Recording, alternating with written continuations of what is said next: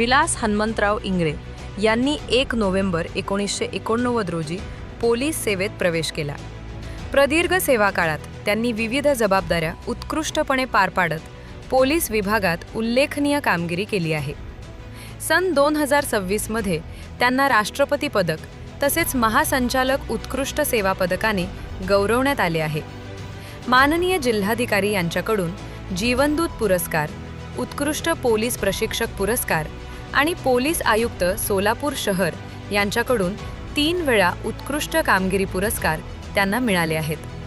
उत्कृष्ट कामगिरीबद्दल पोलीस महासंचालकांकडून एक आगाऊ वेतनवाढही मिळाली आहे. IGP यांच्या हस्ते उत्कृष्ट कामगिरी पुरस्कार तसेच चोरीची वाहने पकडल्याबद्दल पोलीस आयुक्तांच्या हस्ते प्रशस्तीपत्र त्यांना मिळाले आहे. सेवेत त्यांनी वाहन चालक, commando, WT, SLR, AK-47, ADI आणि DDI यांसारखे विविध कोर्स यशस्वीरित्या पूर्ण केले. पोलीस मुख्यालय व प्रशिक्षण केंद्रात त्यांनी महाराष्ट्रातील विविध जिल्ह्यांतून आलेल्या प्रशिक्षणार्थींना प्रभावी प्रशिक्षण दिले. दिल्ली, मैसूर, गडचिरोली, गोंदिया, भंडारा, नांदेड, किनवट, जालना, मुंबई, हिंगोली आणि सोलापूर येथे त्यांनी सेवा बजावली आहे. त्यांचा हा कर्तव्यनिष्ठ आणि गौरवास्पद पोलीस सेवा प्रवास निश्चितच प्रेरणादायी आहे.